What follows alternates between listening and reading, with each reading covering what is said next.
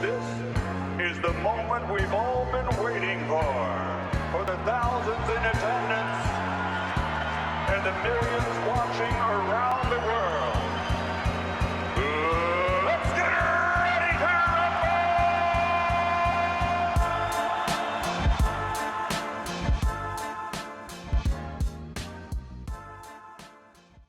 Welcome to the Junkyard Pod. I'm Tony Pesta, and joining me today is a very special guest. I'm sure you've all seen his videos at some point. He just did a fantastic breakdown of the Cleveland Cavaliers, and so I thought, what better time to have Alex Hoops join the show to talk Cavs basketball. Alex, thank you so much for joining. How has this NBA season been treating you?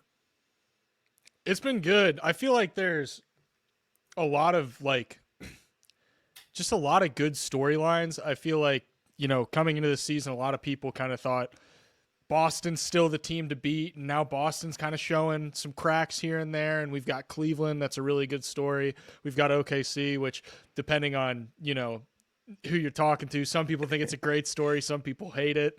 But that's one of the things I like about this season is there's stuff to root for and there's stuff to cast as the villain. There's a lot of good stories, and above all else, the basketball has been great.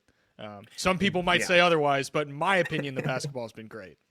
No, I'm right there with you. The basketball has been incredible. So many storylines that, everyone assumed OKC would be an amazing team, and they've been even better than I think people expected. The Cavs, obviously, as a Cavs fan, I got no complaint with the basketball being played this year. And yeah, even like on the smaller scale, like the Detroit Pistons and JB Bickerstaff having success over there, it's been a lot of fun. And even like the Luka trade, all this, it's been a wild NBA season. But you just did a video breakdown on the Cavs offense, and so I figured that's the perfect place for us to start today. Now, just to set the stage very quickly, I'm sure everyone watching knows by now, but the Cavs, they're the number one offense in the NBA. They've been scoring at a historic rate for most of the season. So, Alex, what have you seen from this Cavs team that makes them so deadly on offense?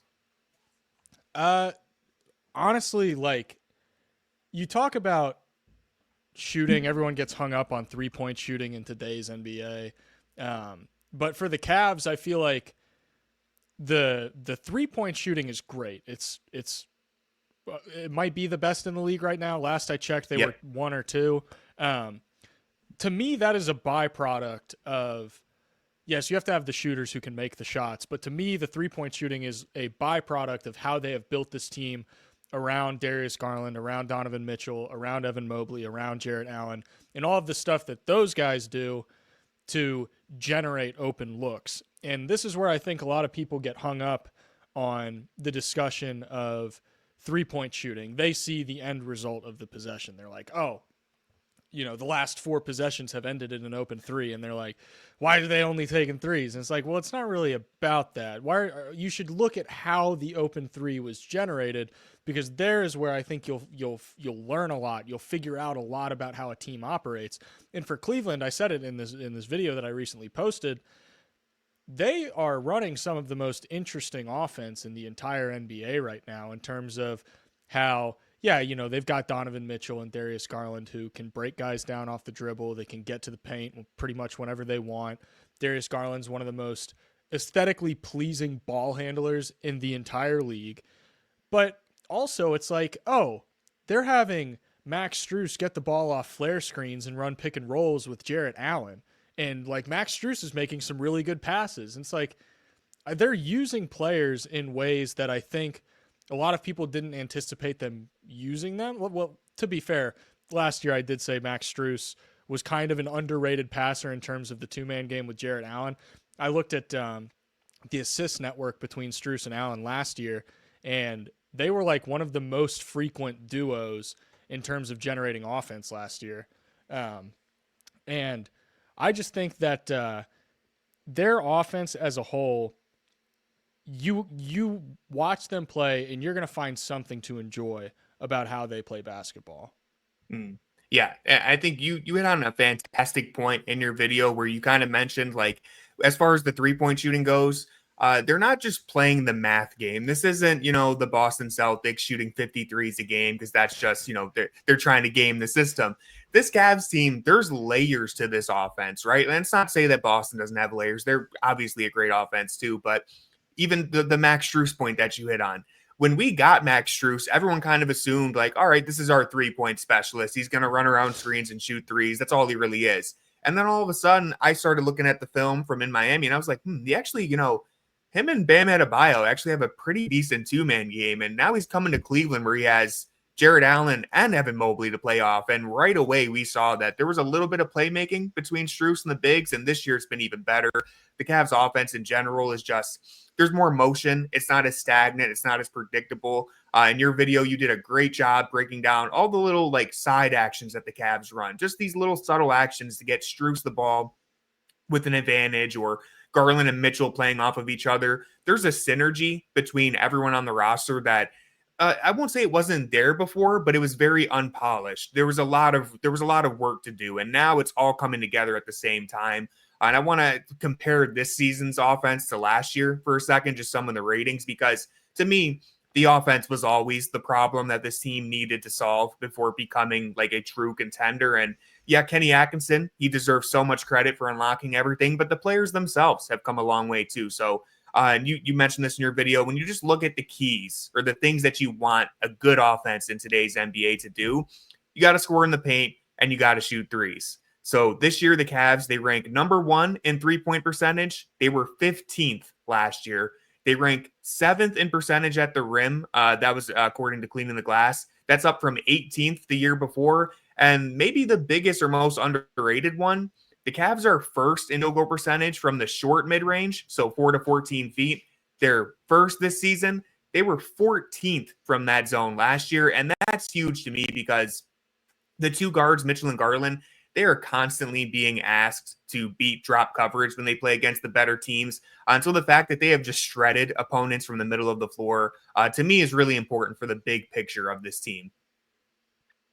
Especially when you think about like playing against playoff defense. Like let's say Cleveland runs into Milwaukee. You know Milwaukee is going to defend and drop, and you have to have drop beaters. And there's really, like, in terms of a guard duo that can beat drop in the NBA, you're not going to find many better duos than Darius Garland and Donovan Mitchell. I mean, those guys are, and it's not just about beating the drop, because at a certain point, a lot of teams in the postseason are going to adjust. They're going to have their bigs start playing higher to the level of the screen. And then it goes from, okay, they've changed the coverage from they're playing more at the level now. Do you have guards that are going to be conscious enough of either hitting those passes against those more aggressive coverages, or getting past those more aggressive coverages and getting to the rim? And you talk about beating aggressive coverages off the dribble. Donovan Mitchell, you can watch a 40-minute highlight reel of this dude splitting defenders when they jump out at him off of a ball screen. He is going to carve that defense up and create an advantage like that. It's before you can even realize what's happening. It's beautiful to watch. And yeah, I mean, Mitchell getting to the rim, applying that rim pressure, something he's always been great at. The 3-point shooting from, in Utah, he was a good shooter, but it's like it's gone to a whole nother level in Cleveland. Darius Garland, obviously, not the same applying pressure on the rim, but when you talk about hitting the big men on the roll, stuff like that, just the Cavs, they put 2 elite guards who can do a little bit of everything next to 2 great rim rolling bigs. And both Allen and Mobley are a little more skilled than they get credit for. Mobley gets a lot of credit now, but Jarrett Allen still, I feel like, is a little underrated just in terms of like catching the ball on the short roll and either making a read or like going into a spin move. Like, they've just found this perfect chemistry between the core 4, and they've managed to fill out the gaps with guys like Max Strus, who can pass, dribble, and shoot. Dean Wade, DeAndre Hunter, Ty Jerome has been like a blessing from heaven for us. Like, this team has just been built so top to bottom so well. And it's really not a surprise that they're one of the best offenses in the NBA, but it's even better than you could have imagined. I knew they had this potential, but seeing it all click together has been a complete dream. And that's what it's like really always been about for Cleveland, is like, you've got all this talent. You just got to get it to click. And we did there was a lot of discourse around Darius Garland and Donovan Mitchell getting to ball in their hands guards to work together. And I think, there is schematically a lot of stuff that has happened that has allowed them to function more synergistically together. But also a big part of it was just Darius Garland not being hit in the face constantly and, not losing 15, 20 pounds because of a jaw surgery. It's like when a dude's healthy, he's going to play better. And I think Darius Garland getting back to star level Darius Garland made things easier for Mitchell. It made things easier for Mobley. It made things easier. It made things easier for the entire team. And then also you've got the development of Mobley. You've got the chemistry that's been built between Allen and the rest of the roster, and a lot of those supplementary guys. You've got a Ty Jerome who has been holy cow, unbelievably insane. Good. Like anytime I see him on the floor, he's getting buckets. This is a dude, I don't know who people have for sixth man of the year right now, but if you're not at least mentioning Ty Jerome, you're wrong. I'm not saying he's gonna win it. He's got to be. To me, he's top 2. Yeah, same. I mean, really, I was saying this on a recent pod or on one of our streams where it felt like Peyton Pritchard was kind of anointed sixth man of the year as soon as the season started. And then maybe like a week or two ago, the vibe started to shift. People started to realize, hey, Ty Jerome's, maybe he's actually going to make a push for it. And then Peyton Pritchard went and scored like 43 points or whatever. And now I feel like he's running away with it again. But personally, he got to be top 3, if not top 2. But I remember the last time I looked, it was a week or two ago. He was like 8th in the betting odds, which I was just shocked by. I was like, I don't know how you could watch the NBA and not realize Ty Jerome is he's the typhoon. He's a walking one-man avalanche. He's been so unreal, coming completely out of nowhere too. So this Cavs team, the offense taking this huge leap forward. It's a very different team from last year. One final stat I had, and then we'll move to our next topic. This season, the Cavs have scored 130 plus points in 18 games. They did that 4 times last year. Only 4 times last year. They've done it 18 already this year, and we still got a couple more to go. So, and the fact that they've done that, all while really not sacrificing too much of their defensive identity, they're still a top 10 defensive team, which was always my concern is is there going to be too much of a give and take here? If we hire a Kenny Atkinson, an offensive-minded coach, do we lose some of our defense? They've balanced it very well. So it's been an unreal season for the Cavs. And, we'll see what happens in the playoffs. But as far as the regular season goes, I'm as happy as I could possibly be. So moving into our next topic, and I chose a pretty basic question here just so we could get an idea of what you've enjoyed the most about this Cavs team. Who is your favorite player on this current team? Who do you like to watch the most? So probably a pretty basic answer, but Darius Garland is a guy who I have watched his entire career. Like, he's a guy that I even was watching when he was in high school, and seeing him kind of develop through the bumps in the road. Like, a lot of newer NBA fans don't realize this, but Darius Garland was considered the worst player in the NBA when he was a rookie. Like, there were think pieces written that were like, Darius Garland is the worst player in the NBA, which is ridiculous because 1, he's a rookie. 2, he's a guard, and guards generally take a little bit longer to develop. Point guards specifically, ball dominant guys, they don't become good overnight. And then it's also weird because you go back and you look at Darius Garland's production when he was a rookie. It's not great, but I have seen way worse rookie guards. Look at Scoot Henderson, and now Scoot Henderson's figuring it out. Scoot Henderson was terrible as a rookie. And Darius Garland, to me, is just probably one of my favorite stories in the entire league. Just all of the stuff that he's consistently proven wrong, going from the worst player in the NBA, allegedly, to one of the best point guards in the Eastern Conference, one of the best point guards, true point guards in the NBA.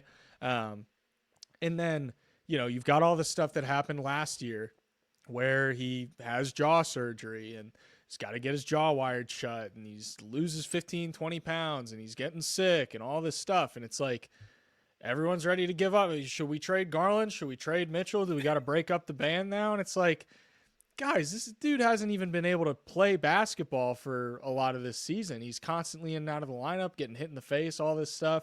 Like, give him some time. Like, you can't you can't rush this kind of stuff.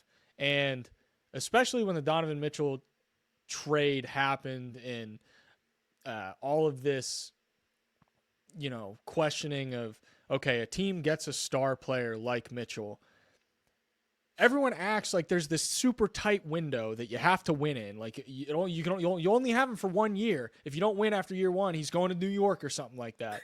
And it's like, well, if you actually want to have a chance in today's NBA, you need continuity. The teams that rush this stuff and trade for big names, the Phoenix Suns, it doesn't work. It's not going to happen. The teams that win have the same 2, 3, 4 guys that they've been building around for a while. In Cleveland, you can look at some of their playoff woes over the last couple of years and say, oh, well, they should have split it up. But now you look at what they're doing, and I get whatever happens in the postseason is going to happen. But it is very obvious that this team is a different team than the last 2 years. And a big part of that is you have to go through some of those hiccups. You have to go through those trials to figure out what needs to be done. And Darius Garland becoming Darius Garland again, I think just made all of that make so much more sense. Yeah, absolutely. I think you nailed it right there, especially the continuity point. Like, I understand where the concerns were with the fit of the core four and all that. And like, especially after the way they lost to New York 2 years ago, and really last year's playoffs were pretty like relatively successful for the Cavs. I mean, they win the first round series, they get injured, and then lose to the eventual champions. But all the pressure to split it up. The one thing that I consistently said throughout that time is like, yeah, look, you could try to trade Darius Garland for like Brandon Ingram or whatever the trade package is out there. Like, sure, if you want to go for that, you can. But I still stand by the development of the core four is the best possible path forward. Maybe it's not a guarantee. Maybe they never reach the point that they've reached this year. But even back then, I was like, yeah, that's still the best path forward for the Cavs, is banking on that internal development, because the core four learning and blossoming together is better than trading Darius Garland for pennies on the dollar after his worst season he's had since he was a rookie. It's funny, he kind of went through that turmoil twice where, he got trashed his rookie season by, fans who, I mean, listen, he was on a bad team. He's a 18-year-old, 19-year-old point guard playing a bunch of minutes on a bad team, but the signs were still there. Like, I remember a game in his rookie season against Denver where I think he scored like 8 straight points in the clutch. And that was my first moment where I was like, okay, there's something here. You don't take over a game that way at 18, 19 years old and be the worst player in the NBA. So there was always signs there. Seeing him emerge as an all-star in 2021 and then kind of go through a little bit of honestly, his first year with Mitchell, he was still amazing, but then the jaw injury the second year around with Mitchell, and just falling down from grace there and then bouncing right back up to having the best year of his career. It's been so much fun to watch, and it's been a relief too, as someone who has loved Darius Garland's game and tried to defend him from all that slander. Seeing him bounce back was great. So I definitely I agree. Garland was one of the players that I was going to pick for my answer here, but I decided I'm going to go with Evan Mobley, because it's basically all the same things I said about Garland. I am so damn happy that Evan Mobley is having the breakout season, because things got dark last year. I couldn't believe how many fans were turning on him for kind of same thing to Garland, like not immediately making that leap, not immediately being an all-star type player, like trying to rush the development. Some of the takes that were flying from local to the national media, it was just so frustrating because the vision was always there. He clearly had all the tools to become the player that he currently is. But yeah, I mean, his development, it stagnated a little bit. Look, he was on a team where he's the third option. So his development wasn't really as prioritized as it should have been, but now it's materializing in a way that to me is undeniable, right? Like, he's the front runner for Defensive Player of the Year. He's boosted his scoring in basically every way you could hope. And more than likely going to be on an all-NBA team this year. And I have to say, most of my Cavs agendas have been flourishing this year, but I don't think anything's more satisfying than the Evan Mobley breakout. So who's your favorite non-star or starter Cavs player? Oh man, in years past, I would have probably gone with Okoro, just because I'm a sicko for the defensive-oriented wings who don't know how to shoot yet. I always buy in every time a prospect comes into the draft who's a really good defender, athletic, but just doesn't really have the 3-point shot yet. I'm like, I'm in. Ryan Dunn was my guy this year. Okoro Yeah. was my guy. So I still love Okoro. I think he does a lot of little things to help the team, but you can't not pick Ty Jerome this year. He's been insane, like we mentioned already. So I'd have to go Ty Jerome, but I love Okoro. I love Dean Wade. Honestly, this is speaking of just how much fun this Cavs season has been. There's not a single player who checks into the game that I'm like, ooh, I don't want to see minutes from this guy tonight. Right. Like Okoro checks in, I'm like, all right, let's go. Let's play some lockup defense. DeAndre Hunter, Dean Wade, whoever it is, Craig Porter Jr. I love seeing everyone out there. So it's one of my favorite Cavs teams ever, and we're not even through the regular season yet. See, I'm a Thunder fan, and even I have guys on the team that I'm like, when they check in, I'm like, oh, come on, seriously, this guy. Yeah. So I think that just speaks to, people are constantly comparing the Cavs and the Thunder this year, and it's like, listen, I get the Thunder are the Thunder. They've got Shea, who is a top 3 player in the world right now, but like the Cavs are right there. That team is top to bottom in terms of 8 to 10 man rotation. Like that team is just about as heavy of a hitter as the Thunder, if not right there with them.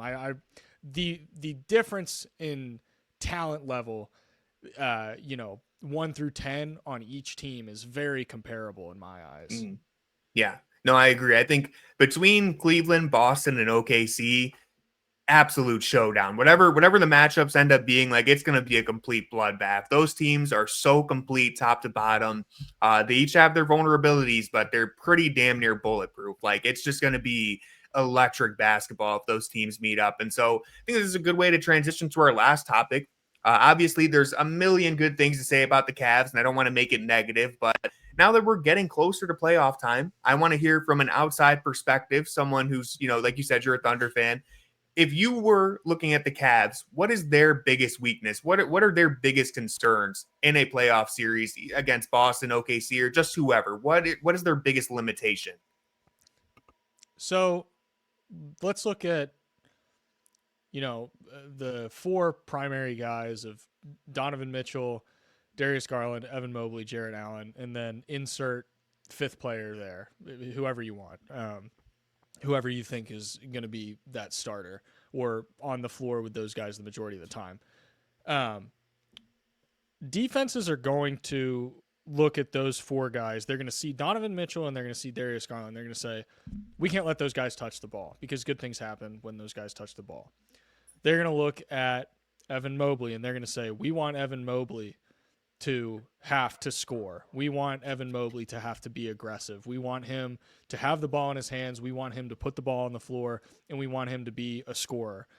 And I'm not saying that he can't do that, because I think this year he's silenced a lot of the loud concerns that people had with him about his ability to score, his willingness to score, which was a big factor.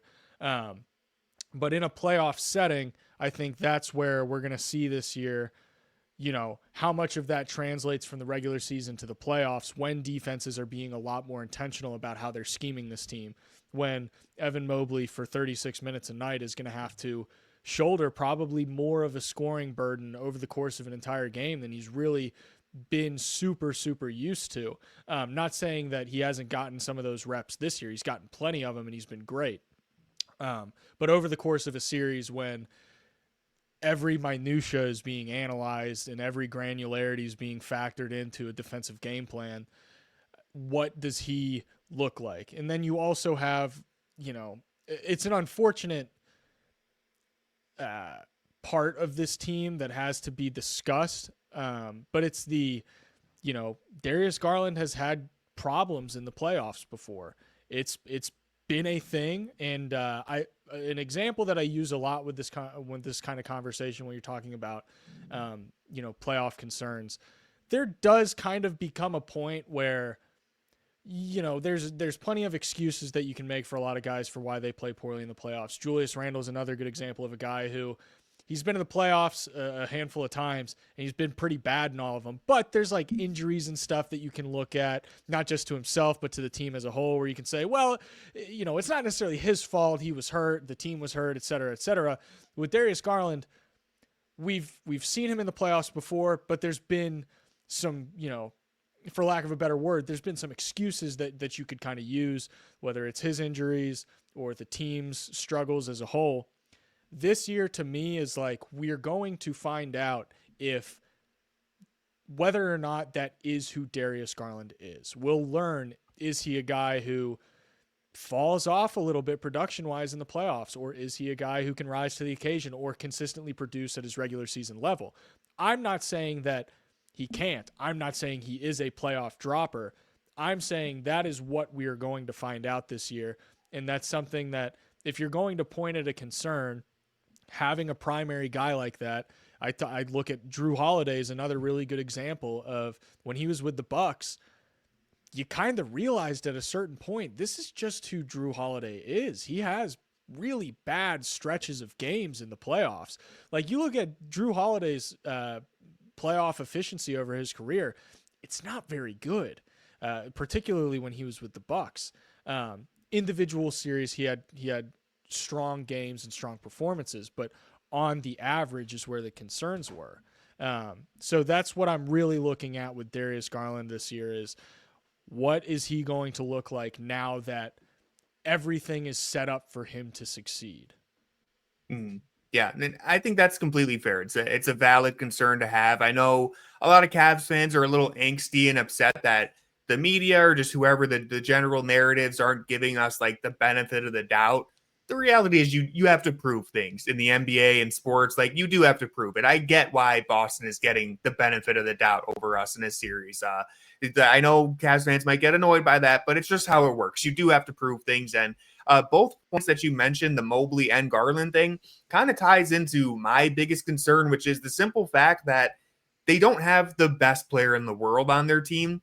And so when you have a team like that that's trying to win a championship, there's so many variables that have to go right for you. You're relying on a lot of different guys to step up, because I've always compared it to like the Jenga tower. If Evan Mobley just can't create off the dribble or is having a bad series against Boston, yeah, you're not getting over the hump there. You can't do it. If Darius Garland can't beat Al Horford on a switch or punish the drop against Porzingis, you're going to have a really hard time beating Boston. It's not as simple as, hey, Donovan Mitchell's going to go score 40 points per game. You need other things to go right too. And that's just, it's very different from when, I grew up watching LeBron just kind of one-man army do it all himself and get just the bare minimum from everyone else. There's so many things that could go wrong. If you're going to win 16 games with this Cavs team, not only does Evan Mobley need to be dominant in certain moments, but you might need a Max Strus game. You might need Ty Jerome to step up. Jarrett Allen is going to have to step up. Like, it's way different when you're relying on so many different variables like that. So that's my general concern. And they all, like I said, they all kind of go together. Like, if Mobley's not being aggressive or not being able to score when teams are trapping Garland and Mitchell and getting them off the ball, then you're just going to be stuck there. You have to force an adjustment. It comes down to Mobley forcing the adjustment and vice versa. If they're saying, all right, we're going to play drop and dare Garland or Mitchell to beat us from the middle of the floor, and both of them are having bad shooting series, then Mobley and Allen are going to have a hard time getting the ball. So we mentioned the synergy at the top of the offense. Part of the issue there is that if half of it's not working, then none of it's going to be working. So There's a lot of things to be concerned about, but there's a lot of reasons to feel optimistic about this team as well. Yeah, I think all of the sample size of games that we've seen this year between Cleveland and Boston, obviously teams kind of pull punches a little bit. They don't want to show their full hand during the regular season, and things get a lot more, everyone leans forward in their seat a little bit when you get to the postseason and you're making adjustments on a game-to-game basis and a quarter-to-quarter basis. And I think Cleveland is fully capable. The talent is there for them to go blow for blow with Boston and have a genuine shot at winning that series. But like you said, they need guys like Mobley to be ready to pick up the slack if a Garland or Mitchell isn't working or having an off night, and vice versa. If Evan Mobley's really just having a hard time getting going, then someone else is going to need to step up. And that's one thing I will say is good about this Cleveland team compared to the past is there's a lot of guys on that team who can pick up the slack. Ty Jerome, Max Strus, Sam Merrill. those guys can step up now and take on some of that burden if some of the core 4 guys are struggling a little bit. So I'm really interested to see them in the postseason. I'm excited for them a lot. Yeah, absolutely. And that last point there on the depth, that's why like getting DeAndre Hunter was so big too, because in the I haven't past, even mentioned he's so good, dude. He's so good. We both kind of overlooked him. It's like, man, before it was like it's kind of a meme. It's a joke. It's like, Dean Wade, save me. Like, please, Dean Wade. Like, it's the only option we have. Because outside of him, I mean, listen, I'm not here to throw shade on anybody, but I said earlier that I love every player on this Cavs team. Before, when George Niang would check in, I would kind of close my eyes. I wasn't loving those minutes every time. But now you've replaced that, and Karis LeVert too. Sometimes he's either the best player in the world or the worst player in the world. DeAndre Hunter, at least, is like, even when he's bad, he's not like actively hurting your team. Same thing with like what Niang and LeVert would do at times. Love them. Glad they're doing good in Atlanta. But there's so many guys who I can rely on now. Like Dean Wade being my third option there. What a luxury, when before he was like our only option. So it's such a nice team that Kobe Altman's built. There's so many different options they have to turn to. Even Javonte Green, who they picked up as a buyout guy on the market. Like, yeah, listen, he's like the 10th or 11th guy in your rotation. But if things get that bad, he's not a horrible option to turn to. He's not, when you talk about the depth that Cleveland, OKC, and Boston has, like, this is special. Not many teams can turn to their 11th guy and feel relatively confident in them giving you a good a burst of minutes there. So fantastic roster building all around from Kobe Altman. Yeah, I completely agree. Like you look at, and most teams only run like an 8-man rotation anyways. I get that, but you also have to have flexibility. And I think that's a lot what it's about for Cleveland is not only do they have depth, they don't have depth just for the sake of depth. It's not meaningless depth. It's intentional depth that gives them flexibility in different punches that they can throw depending on what they need at the time. Yeah. I mean, like, if you need defense, you got Okoro or even Javonte Green. If you're doing good on defense, but you need some shooting, Sam Merrill checks into the game. There's so many different ways they can go. So I'm right there with you, dude. I can't wait for the playoffs. I think it's going to be one of the most, at least from a basketball perspective, it's going to be some of the best basketball we've seen in a while. So I can't wait. And that's going to do it for this episode of the Junkyard Pod. I want to thank everyone for watching or listening. If you aren't already subscribed, then please consider doing so. Leave a like and drop a comment. And of course, Alex, thank you so much for joining the show today, man. I really appreciate it. This was a fun conversation. Let the people know where they can find you. For sure, man. Thanks for having me. You can follow me on Twitter at AlexHoops_, and my YouTube channel is Alex Hoops. So, if you want to hear more of my basketball thoughts, you can check that out. But thanks for having me, man. This was a great talk. Yeah. Listen, everyone, go check out Alex. He's one of the best NBA YouTubers out there. And he's been pushing the Cavs propaganda recently. So make sure you go subscribe to him. And with all that being said, go Cavs.